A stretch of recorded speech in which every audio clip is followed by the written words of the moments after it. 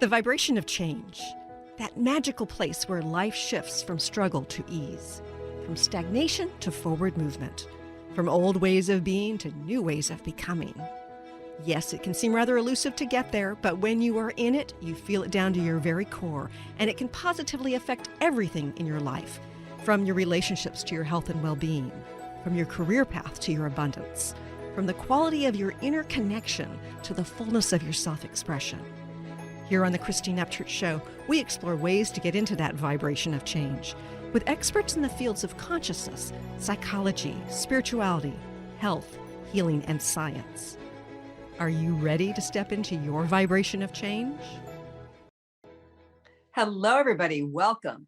You might be listening live on 1150 AM KKNW in the Seattle area on transformationtalkradio.com. Whoops, and we've got a little bit more of the intro. And just to prove that we're live here when we have little errors like that, you might be listening live on my Facebook page or after the fact on my YouTube channel or one of the dozens of podcasts it sends up. But wherever and whenever you're joining us from today, you're going to be grateful because we're going to be talking about the upside of traumatic experiences, which is, I know that those of you who've been on your journeys for a long time, you probably get aspects of that. But there are some amazing stories and that explain to us in their own way that we can have these fast transformational experiences. But before I introduce our guest, I want to say hello to the people behind the technology. Benny at KKNW. Good morning, Benny. Hi, Christine. Big hug to you. Oh, there it is. Big hug. Oh, there we go. Hugs back. I miss seeing you across the counter. I do too.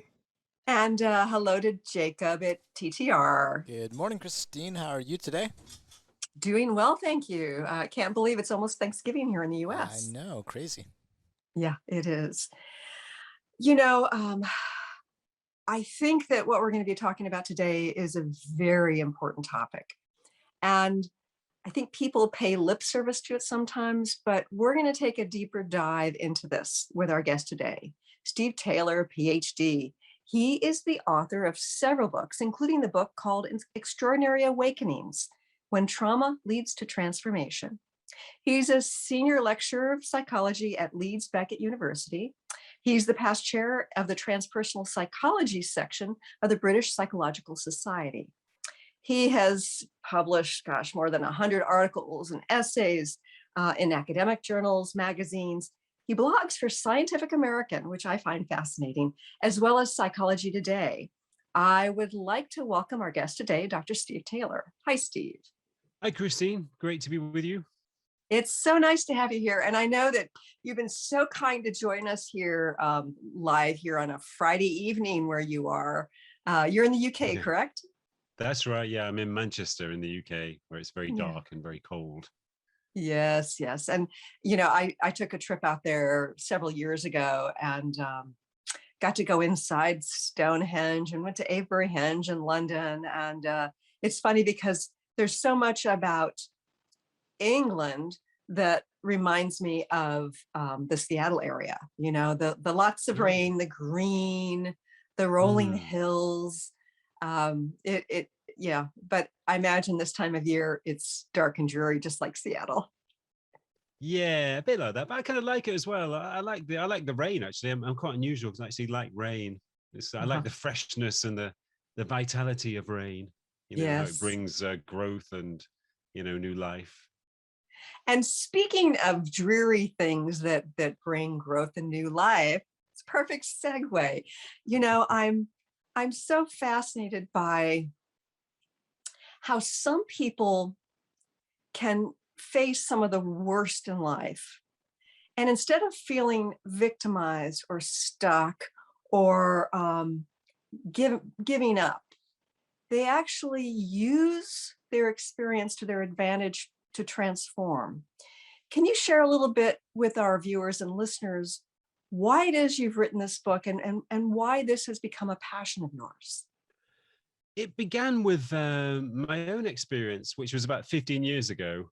when I became seriously ill, for fortunately the only time in my life so far. But I was in hospital for 3 weeks, and I got a bacterial infection. It was quite serious, and people were very worried about me. But once I began to recover, once my body began to recover and I regained my energy and strength, everything seemed different. I felt this amazing sense of gratitude, particularly towards my body for its healing powers and for my energy, which returned to me. And I felt grateful for life itself. It was the first time I was really aware of how fragile and temporary and how precious life is. So after that, I'd always been a spiritual explorer, but I felt as though that experience, it sort of shifted me up to a new level. This kind of an ongoing sense of appreciation was kind of like ingrained in me. And I felt more connected to other people, more connected to nature. And I felt as though I kind of expanded through that experience.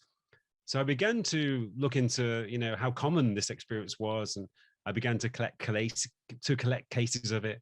And I found that it was actually quite a common phenomenon. A lot of people reported going through serious illness, not just that, but also periods of depression, periods of addiction, and even things like imprisonment, military conflict.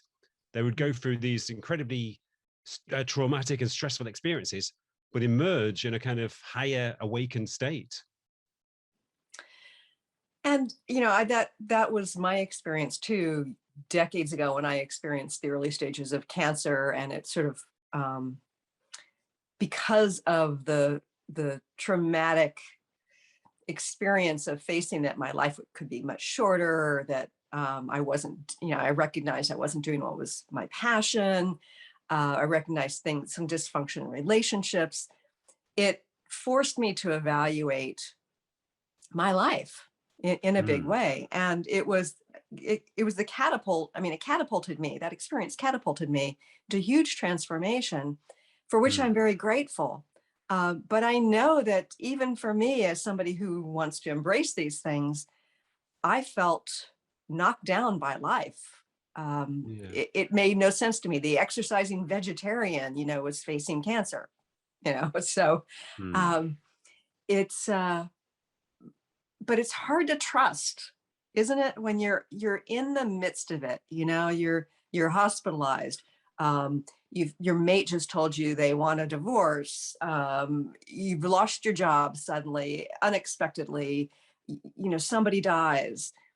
How do we, in that moment of being knocked down by life, as it will, find purpose in what unfolds beyond that? Well, for a lot of people, it happens involuntarily. It's not really a conscious process, but in the process of being broken down, something new emerges. I think it's as if, we're stripped down. All the layers that protect us and that give us a sense of identity are stripped away from us. And, we emerge as a kind of a new person, a bit like a butterfly emerging from a chrysalis.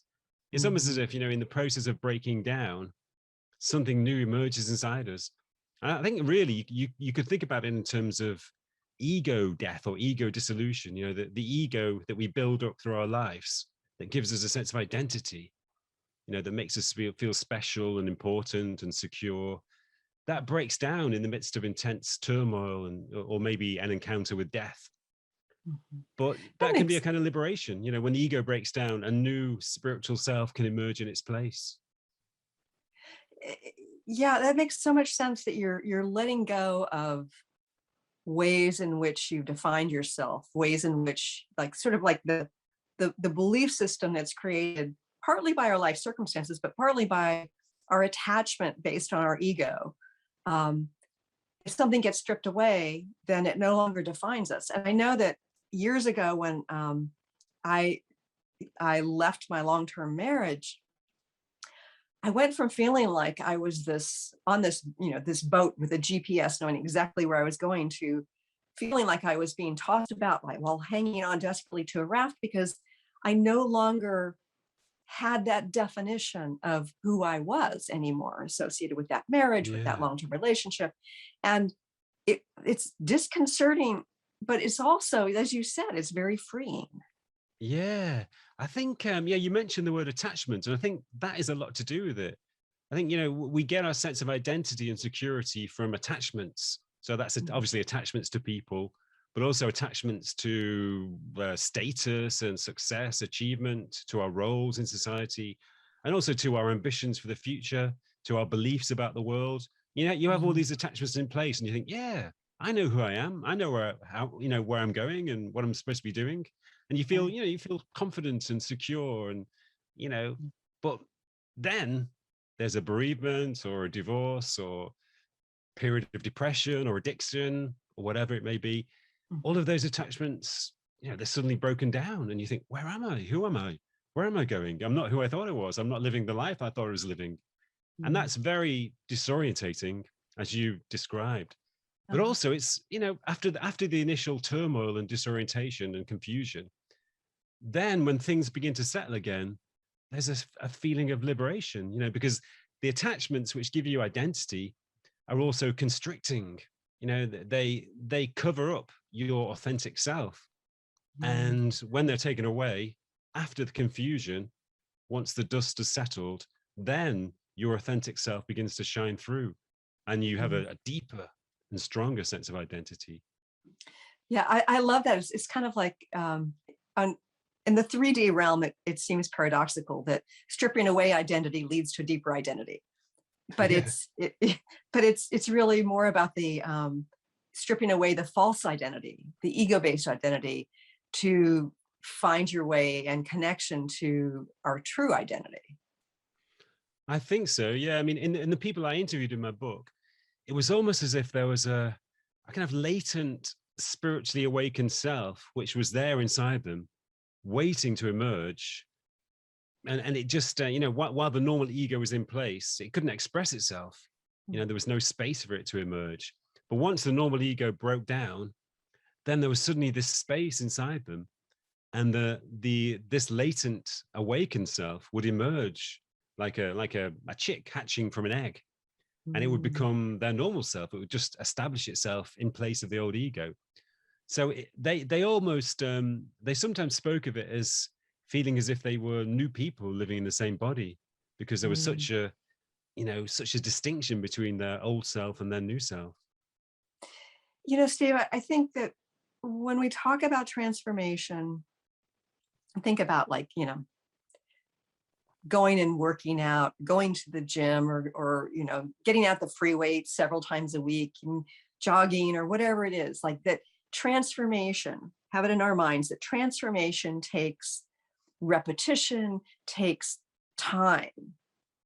So in these situations, is the transformation that unfolds for people something that seems to take a lot of time typically, or can it be quick?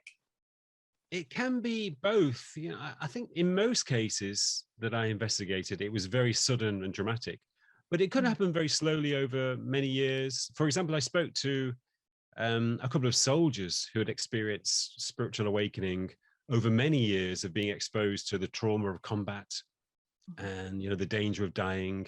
It had just it was almost as if it slowly broke down their sense of identity, and finally, after a long time, a spiritually awakened self emerged inside them. And obviously that completely changed their attitude to being a soldier, and usually they wanted to leave as quick Yeah, as they could after right. that. But Right. but in most cases, as I say, it was very sudden, dramatic. Even to the point where people could identify the specific moment, even the specific time when it occurred, and they could place it in terms of minutes and seconds. And it was almost as if, a dismantling of the ego, they could actually feel it somehow as a real process. And Uh-huh. this emergence of another self, again, they could feel it as a real tangible process inside them. Yeah. And as a healer, I think in terms of the energetics of it, and there's so much about how we have certain structures, certain vibrational paths, so to speak, that keep us stuck in the same patterns over and over again. If you have something to shock that system, it can create fast transformation. Um, Yeah. yeah, I find this fascinating because it's the sort of thing where these kinds of things are the things we fear the most, And yet they're the very things that can be the most transformational. Why do That's we have right. that kind of relationship with these things? Yeah, that's interesting, isn't it? Yeah, even to, in terms of death, we all, well, many of us naturally fear death, Uh, because it destroys our identity. It takes us away from everything we love and everything we enjoy and all the people we love. But encounters with death can be incredibly transformational. A lot of the cases I investigated, whether they were diagnoses of cancer or soldiers on the battlefield, or even people who were addicted to drugs or alcohol for many years, to a large extent, what brought about their transformation was an encounter with death. Being aware of the reality of death and the fragility and preciousness of life. It has it can be a tremendously awakening thing. And one of the paradoxes of it, I'm not sure if it's a paradox, but one of the consequences of it is that people often begin to realize or to intuit that death is not the end, that they have a feeling that there is something beyond death. So an mm, encounter with death can paradoxically give you the feeling or intuition that, the death does not really exist. So that was also liberating for many people. that's fascinating. It's almost like facing death connects us to that part of which lives on beyond death. That's right. Yeah. For example, a soldier told me that he was waiting to go into battle. They were waiting for the orders to go into battle. This was in the Falkland Islands in the 1980s, when Britain was at war with Argentina Yeah. over the Falkland Islands. And this young guy, he was only 19 years old, waiting to go into battle. And he was terrified. It was the first time he'd been in a battle. And he was thinking, oh God, this could be the end. I could die.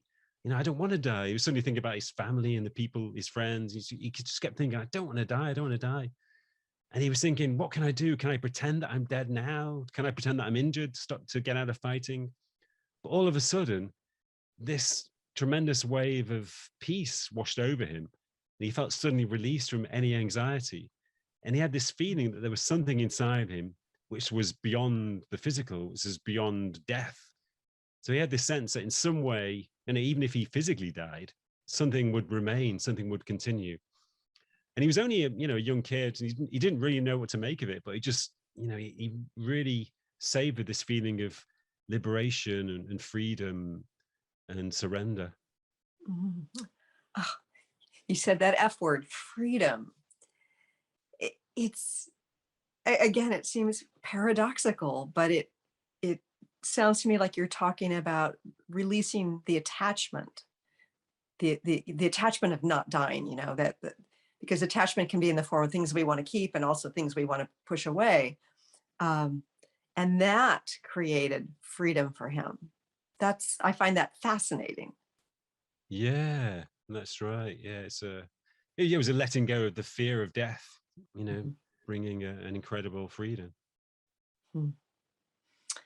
You know, when I've thought about what creates transformation, and it's often the things that where life knocks us down to our knees. And I've thought, is there a way to access some of that wisdom and transformation by not having to be knocked down to our knees? And it seems to me that when looking at all these things, one of the unifying factors is surrender. What's your perspective on that, and how does surrender play into this kind of transformation? Well, you could think of it in terms of surrender or acceptance or letting go. I think essentially they mean the same thing, giving up Uh-huh, of resistance to what is. uh-huh, And that was a very important aspect of most of the transformations I investigated. Some people could even their transformation actually occurred in the moment of acceptance, at the moment of acceptance. mhm, And that was the acceptance was the alchemical quality which allowed the transformation to take place. mm, So it was almost as if acceptance, or shifting into a mode of acceptance and letting go of this wall of resistance, that suddenly enabled this new energy or this new identity to express itself, to flow mm, through after being blocked. And I think you're right. I think we can apply that in our own lives. In fact, that's one of the things I try to do in the book, is to look at these experiences and take some principles that we can apply to our own spiritual development, because obviously we don't have to undergo suffering in order to undergo spiritual awakening. That's one avenue in which it can take place, but we can also undergo spiritual awakening in a much more gradual and conscious way. I think that there are plenty of people who think that you have to suffer. Yeah, no, I don't think that's the case. I think it can happen accidentally, but Uh-huh. if you do it consciously, I don't think it works very well. I think when you do something consciously, especially when you inflict discomfort and suffering on yourself, it becomes quite egoic and counterproductive. That doesn't mean that it's easy not to be in the ego and in the resistance. No, that's true. But acceptance is such an important quality in every area of human life. And conversely, resistance is such a source of suffering and discord in human life. Yeah. So if you do go through, or if any listeners do go through a period of turmoil and trauma at some point, which we all are destined to do, some of us may be going through it right now, then it's very important to get into a mode of acknowledgement and acceptance, rather than resisting the predicament. I mean, to an extent, human beings, we have what I call the avoidance impulse, in that we don't want to face pain naturally. Nobody wants to face pain if they have the choice. But paradoxically, facing physical and emotional pain and moving towards it rather than trying to escape it is actually much more beneficial and can lead to transformation. I know decades ago, a wise teacher taught me that when experiencing pain, to actually kind of dive into it. And that was such a foreign concept. And it was interesting to me that it was like this big aha, like, oh, and I let go of resistance to it. And I do my best to embrace it, that it's a totally different experience. It almost like it from an energetic perspective, it changes the vibration of it. Exactly. Yeah. My wife has migraines. And when she has a migraine, I guide her through a process of moving towards the pain and merging with the pain. And it kind of dilutes the pain until it no longer feels a pain at all. Going towards the pain and merging with it, it dissipates the pain and makes it softer. It seems to spread rather than being concentrated. And it becomes kind of soft and numb. It works really well. That's really interesting. So I know that you share stories of people who've experienced significant health crises. So do you have some interesting examples, or an interesting example where somebody embraces their diagnosis, embraces a death sentence, so to speak, and they live their life fully and longer? Yeah, there's a case of a lady called Irene, and in 2003, I think it was, she was diagnosed with cancer, and she was told that her cancer was quite advanced and that she perhaps only had 6 months to a year left to live. And she was, at the time, she was a very successful professional person. She was an IT manager for a pharmaceutical company, and she was very driven. She gave her whole life to her job and didn't spend much time relaxing or looking after her own well-being. But being diagnosed with cancer changed everything suddenly. As soon as she was diagnosed, everything changed. In fact, she describes walking out of the consulting room after being diagnosed with cancer, and everything looked different. She describes how the trees looked incredibly real and beautiful. The sky looked incredibly beautiful and spacious. Everything seemed to be vibrating with energy. And even the air, even space seemed to be filled with this kind of energy. And it was a real revelation to her, as if a veil had fallen from her eyes. And she said it was the first time she'd ever been aware of death, the reality of death. And she suddenly felt this tremendous sense of gratitude that she was alive in that moment. And she was suddenly aware of the preciousness and the fragility of life. And, she felt like she'd woken up after spending the whole of her life asleep. And she expected it to fade away.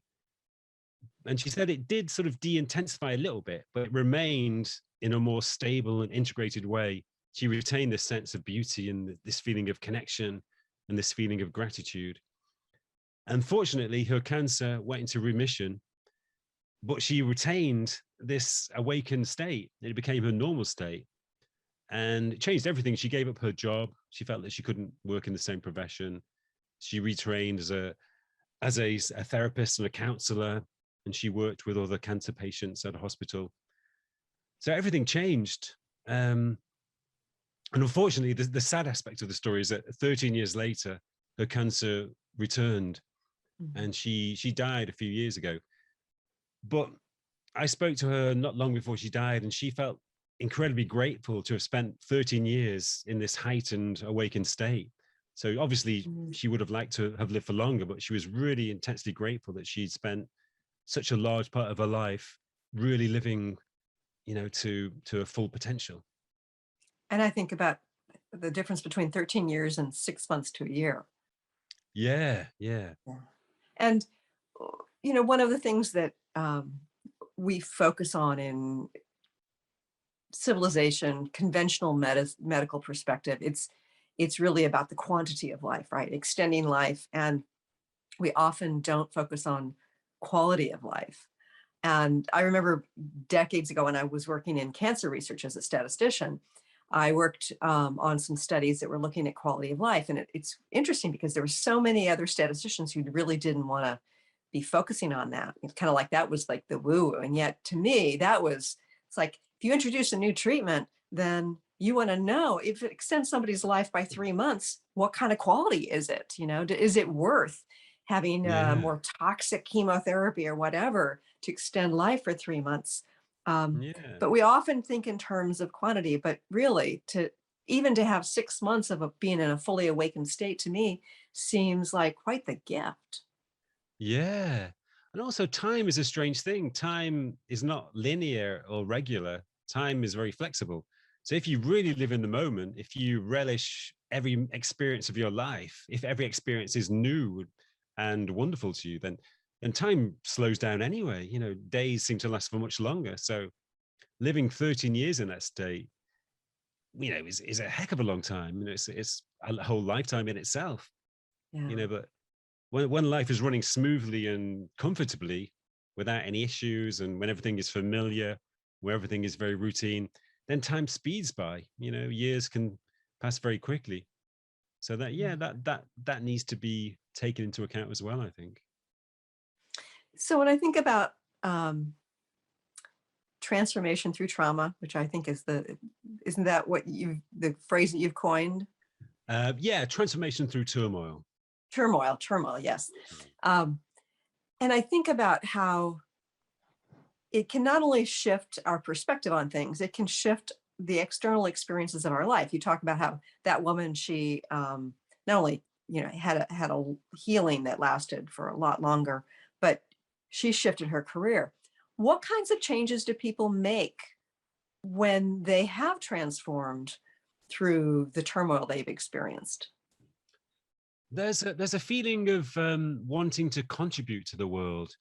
So I describe it in terms of a shift from taking from the world to wanting to give to the world, or you could say a shift from accumulation to contribution. So people often change jobs because they want to contribute something more. So that sometimes happens, or people stay in the same job, but they focus on a different aspect of it.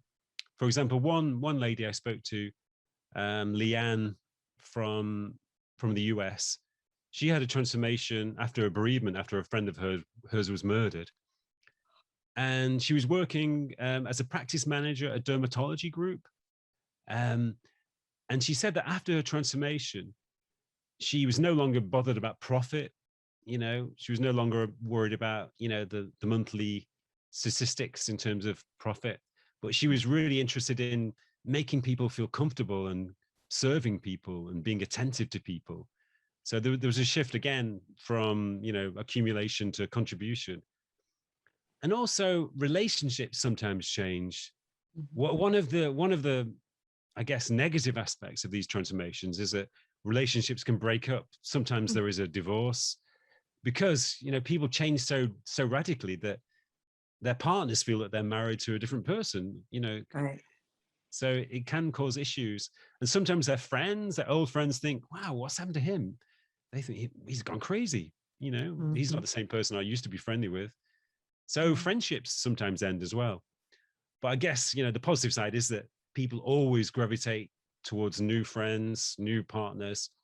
So there's a process of adjustment, which can sometimes be a bit problematic, but, it Sure. always works out positively in the end. I think about we've had a few people who've been on the show who have experienced near death, where they've died clinically and been revived. And um, a couple of them have talked about how they have transformed so dramatically that their spouses don't even know how to interact with them. It's like there's Yeah. this disconnect because their belief structure has changed so dramatically. They've released attachments. It's like this huge shift, and two people who were in alignment are no longer even connecting, let alone in alignment. Yeah, that's right. There's a sudden gulf between two people who used to be close together. Yeah. But I mean, that shows you how, it is almost as if a different identity is taken over. Mhm. People told me, as I said, it's as if they they're a different person living in the same body. And one person I interviewed said that she looked at herself in the mirror and thought, who is that person? I don't associate myself with that person in the mirror.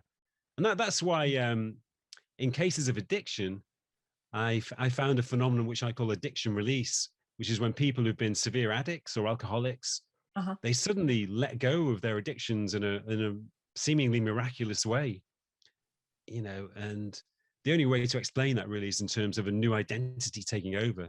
So the old self or the old ego, which was addicted, has died away, and a new self, which is free, which doesn't carry any addictions, is born inside them. And that That's applies to amazing. trauma as well. People let go of years or decades of trauma, that Mhm. dies away with the old self as well, and a new self, which is free from trauma, is born inside them. By the way, do you have kids? Yeah, I got 3 kids, 3 boys. Because I just saw something come through the door. Oh, I heard the door open, but yeah.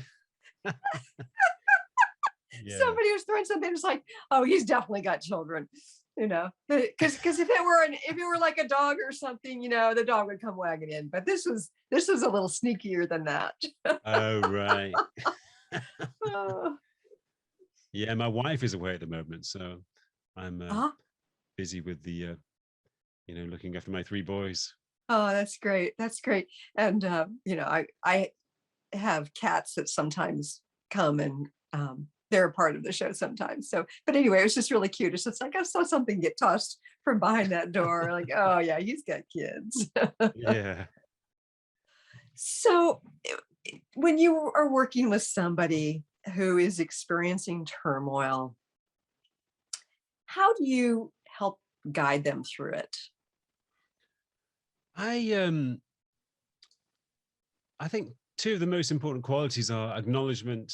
Well, let's say 3 qualities. First of all, there's acknowledgement, which means facing up to the reality of your predicament rather than Mhm. avoiding it or diverting yourself from it, which can be painful. But if you're guiding somebody, if you create a supportive context or framework, then you can guide somebody in that direction. Mhm. That's the most important first step, acknowledging the reality of the situation. And the second step is exploring yourself, exploring the emotions you feel, the thoughts which are triggered by those emotions. Mm.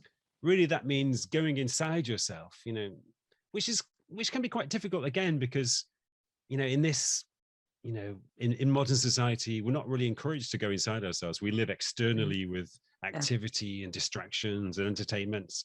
So a lot of people are not used to going inside their own being and examining themselves or exploring themselves. But that's really important. You have to be able to go inside your own mental space and examine your thoughts and feelings, even if they're painful. But what normally happens again is that, as we were saying before, once you go inside yourself and face up to the pain inside you, the pain seems to diminish. It becomes softer and begins to dissipate. And you become aware that there is a part of you which stands apart from the painful emotions and feelings.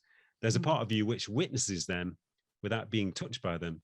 So people begin to identify more with that part of themselves, and the painful thoughts and emotions no longer affect them so much. So that's the most important second stage. And finally, I emphasize the importance of entering a mode of acceptance. So just letting go of any resistance to the situation, opening yourself to it, surrendering to it, becoming one with it, accepting it's part of your life, part of your reality, without any resistance or conflict. Then that often enables the transformational potential of these experiences to manifest itself. I think that many people who have experienced traumatic events or are going through this process of transformation, that one of the key things I've seen, and I've also experienced in my own life, is if you can get to that place of witness, as you said, and have a sense of curiosity, instead of like, why me, but rather, and what might I learn from this? Or, like, if I shift my belief about pain, whether it's emotional pain or physical pain, or shift my perspective on where my life was going, or having that person in my life, whatever it was, it's like, how might life change? What might I learn from this? So that curiosity is something that we have when we're kids, right? You toss the ball, and if it's down a slope, you see, it goes rolling away quickly, and it's like this fun kind of thing. Like, let's just see how the world works. But we seem to be hanging on so tightly to the ball of life that we don't do that same sort of thing. Yeah, that's right. Yeah, it's a feeling of trust. And I think knowing that these experiences can be helpful, they can help us to grow and to transform. That's very important in itself, because it means that you're not as afraid of these experiences. I'm not saying that we should welcome them or embrace them, but we should be aware that they can be transformational, they can be positive. And, maybe, if we have a feeling of trust that things will work out eventually, that we will grow as a result of these experiences, then that's helpful.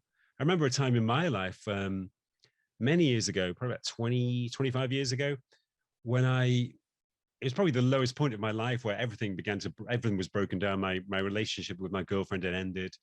I was a musician and my band had ended. I decided to give up music, and I'd moved to England back from living abroad, and I didn't have any job or any future. I moved back to my parents' house, and I felt like a complete failure. So part of me was really depressed. I felt as everything had been taken away, everything had been broken down. But there was another part of me which was kind of smiling in a sort of, it was very strange, but I thought, part of me knows that this is going to work out, that this is for the best. There was this strange part of me overlooking the situation and kind of smiling knowingly that it was going to work out in the end.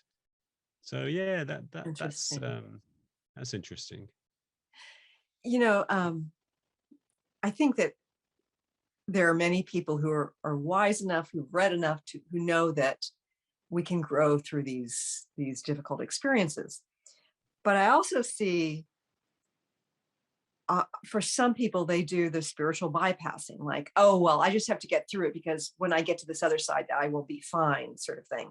And it keeps them from that surrender, that acceptance, that, being in that moment where things don't feel good, but instead focusing on, I just need to get the other side. Is that attachment to some sort of experience on the other side, as opposed to what's experiencing in the moment.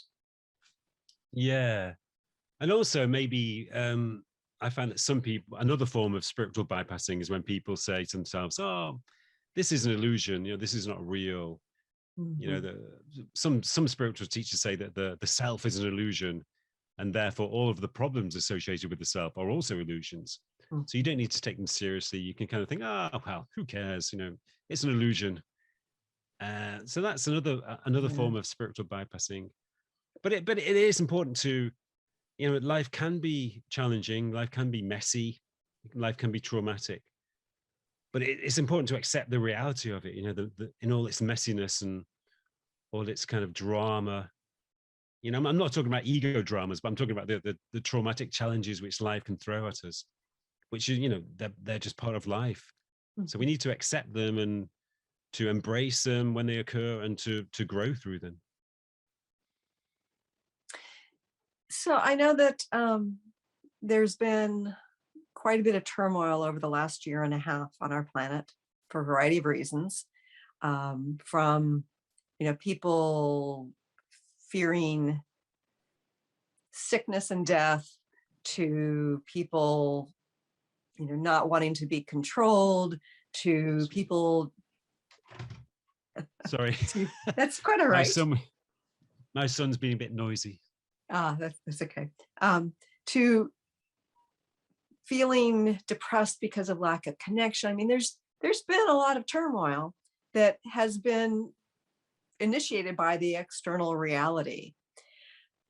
How might this be serving us as individuals and collectively? Well, we are living through very interesting times, very challenging times. I think there is a parallel. I think there's a parallel between the individual turmoil which people go through and which leads to growth and transformation, and the collective turmoil which we're facing as a species. Because I think we are going through a fitful and gradual collective spiritual awakening as a species. And I think it's been picking up speed over the past 20 or 30 years. I think in the long term, I think it's really been happening for 300 years or so. I write about that in one of my books. I kind of identify the stages of this gradually emerging spiritual awakening. But it's certainly been picking up speed in recent years. And that there's even research showing that spiritual experiences are becoming more common. They're more common now than they Interesting. were 30, 40 years ago. Yeah. And certainly in my research, I meet so many people who've undergone transformation through turmoil. Almost every week, 2 or 3 people write to me to say, I've had this experience. And it's usually people who don't know anything about spirituality. They've only found out about spirituality recently, and they think, this is what's happened to me. They've read The Power of Now or one of my books, and they think, yeah, I've undergone a spiritual awakening. But they're just ordinary people who've gone through turmoil in their lives. And so I think this phenomenon is more common than most people realize. I think there are probably hundreds of thousands of spiritually awakened people out there who don't know that they are spiritually awakened, which is interesting. But So, I think we are going through a spiritual awakening as a species, and I think the turmoil we're going through now over the last 18 months, and also the ecological turmoil, which everyone is aware of, the climate emergency, I think all of these things are having an effect. I think they are triggering or helping to encourage collective spiritual awakening. And there's a parallel with people who are faced with their own mortality, people who are diagnosed with cancer or who face mortality in warfare. right. The climate emergency is basically an encounter with our mortality as a species, and also an encounter with the mortality of millions of other species who are being wiped out. So, these things are bound to be having a collective awakening effect. And one of the things that I've seen over the last couple of years is that it some people are starting to reevaluate their belief systems. And you know i I've found that the things that have kept me stuck in life and that keep many people stuck in life, it seems, are our attachment to our belief systems. We think that our beliefs are the truth, Hmm. and we get confronted with aspects that don't coincide with our belief system, that can make us question our belief system. So do you feel that we need to shift our belief system as a collective in order to transform our world? I think we do, and I think we are doing that. I think over the past 100 years or so, the main belief system in our culture outside religion has been materialism or physicalism, you could call it. So it's a Uh-huh. belief that human beings are essentially biological machines, a belief that there can't be anything like life after death because consciousness is produced by the brain, that human behavior is determined by genes, and so on, that there are no other realities beyond what our senses tell us. So it's a kind of, a secular view of the world, atheistic materialism, and it's had very destructive effects on our culture. It's created a kind of nihilism. It's the view that there's really no point to life, so let's just have a good time. Let's just sort of buy as many things as we can. Let's just enjoy ourselves, and if that means exploiting other people or ruining the environment, who cares? We're only here for a short time. So it's had a very destructive cultural effect. But even more importantly, it's had a very destructive environmental effect, because it leads to the view that nature is basically mechanical. It's just a supply of resources for us to abuse and exploit. Right. And that's the basic attitude behind our environmental problems. So I think people are realizing now that materialism, it is destructive. It's leading to environmental disaster. And it's not true. It doesn't tell us the truth about life. We're not just genetic machines.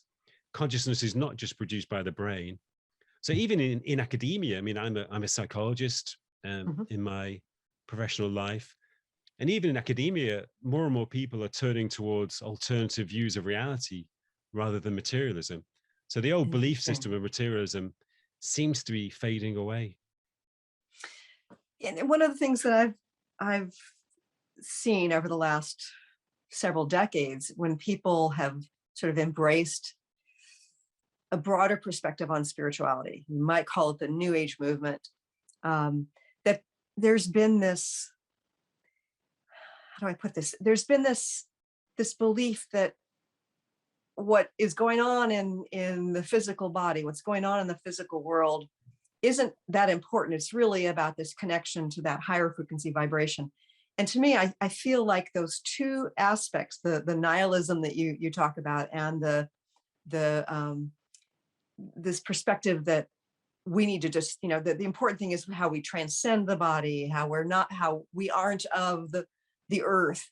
I think that when we begin to have those things meet head on, that we're going to have to face how the spirit and matter are integrated, and how that's where the magic unfolds.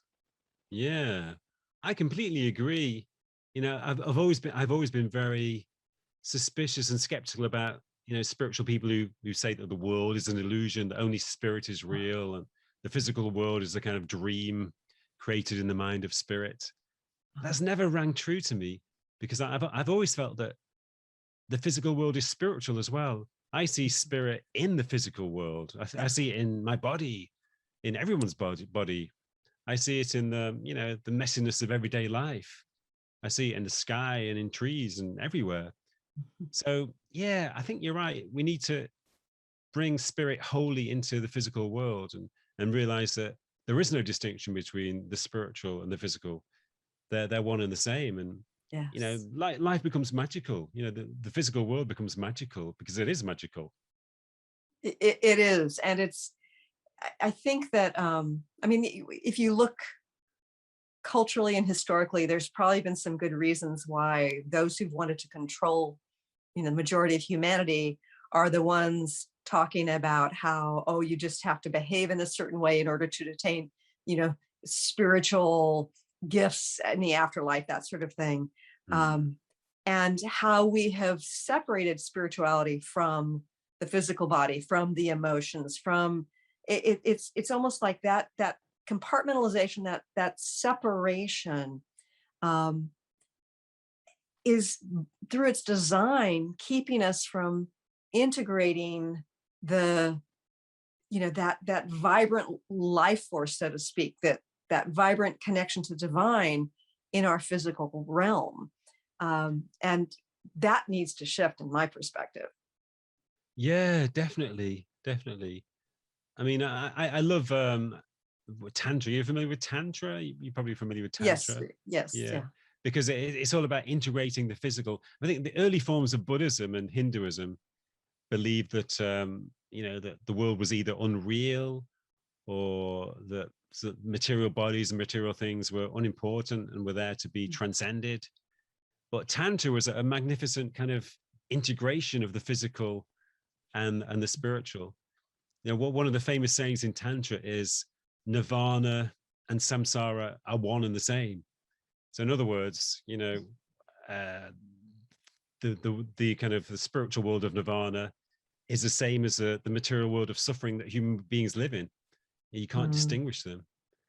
And that's a tremendous insight that still, that still needs to be, realized, I think, by many people. We've just got a few minutes left. And before we go any further, Steve, I want to make sure that people know how they can connect with you, find out what your books are, read your blogs. How do people connect with you? The best place is my website, which is stephenmtaylor.com. That's Stephen with a V, M for Mark, stephenmtaylor.com. And if you go on my website, you can follow the links to Twitter and Facebook and so on. Mm-hmm. Yeah.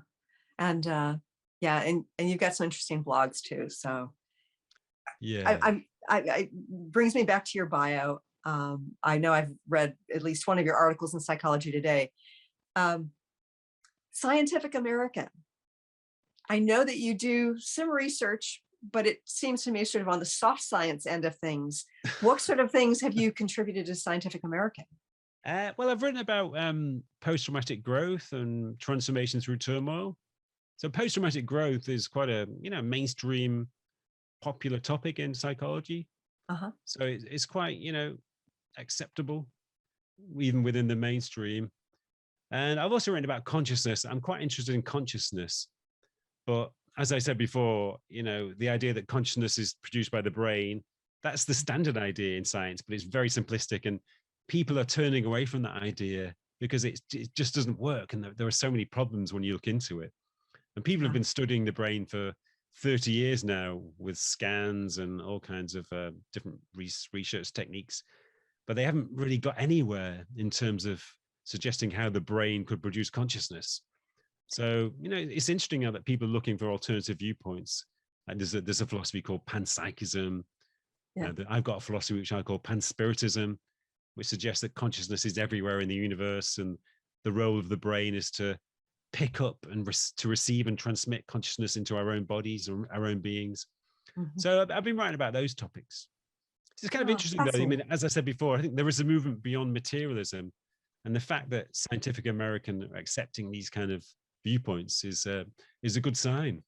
That's a very good sign. Yeah. Okay, so let's say that a listener out there is experiencing some sort of trauma, health crisis, the end of a relationship, loss of a job, an eviction from their apartment, whatever it is. Do you have a final message, a minute or less, to those who are experiencing life trauma? I would say two things briefly. The first is that, be aware that any period of turmoil and stress can or will almost certainly have positive transformational effects. It will help you to grow. It will deepen you. And also be aware that human beings have got incredible reserves of resilience. That's one thing I've learned from this book, is that there's so much resilience inside us that we don't normally tap into until we are faced with challenges and crises. Then we find that we have these amazing, incredibly deep reserves that enable us to cope with and to transcend almost any difficult situation. So people should trust in their own resilience as well. And the best way to access that resilience and that transformation is through acknowledgement, self-exploration, and acceptance. Steve, thank you for joining us here today. The book is called Extraordinary Awakenings, and it's stephenmtaylor.com. Thanks, Steve. Thanks, Christine. It's been a pleasure. Thank you. And I look forward to talking to our listeners and viewers again soon. Thanks so much for tuning in today. If you'd like to empower yourself to step further into your vibration of change, please visit my website at christineupchurch.com, where you can learn more about my insights, upcoming events, and private sessions.